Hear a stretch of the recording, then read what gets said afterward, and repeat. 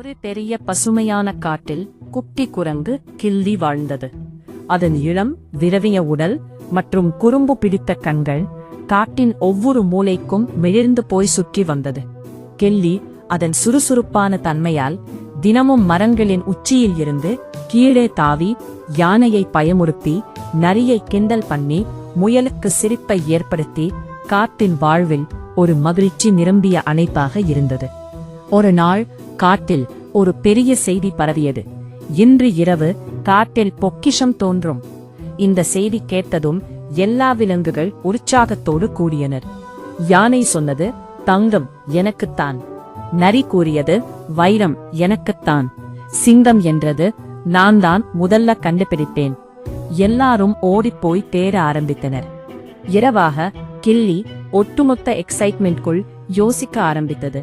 பொக்கிஷம் அப்படின்னா தங்கம் வைரம் மட்டும் இல்ல, வேற ஏதாவது இருக்குமோ? இரவு ஆனது. நிலா முழு காட்டை அழகாக ஒளிரச் செய்து கிள்ளியின் கண்கள் அதில் மிதக்க ஆரம்பித்தன. அப்போ ஒரு பழைய மரத்தடியில் ஒளி தெரிந்தது. அங்கே அங்கே என்று எல்லாரும் ஓடினார்கள். பேப்பர். அங்கே ஒரு பழைய பெட்டி இருந்தது. சிங்கம் மெதுவா பெட்டியை திறந்தது. உடனே எல்லா விலங்குகளும் போய் பார்த்தார்கள். பெட்டிக்குள் என்ன தெரியுமா? விதைகள். நரி சிரிச்சது. அடுத்தா, இது என்ன பொக்கிஷம்? ஆனால் கிள்ளி முன் வந்தது. அது சொன்னது, இதுதான் உண்மையான பொக்கிஷம். விதை நட்டால் மரம் வரும், பழம் வரும், நிழல் வரும், வாழ்வு வரும். அதை கேட்ட எல்லா விலங்குகளும் அமைதியாக நின்றனர். அவர்களுக்கு உண்மை புரிந்தது.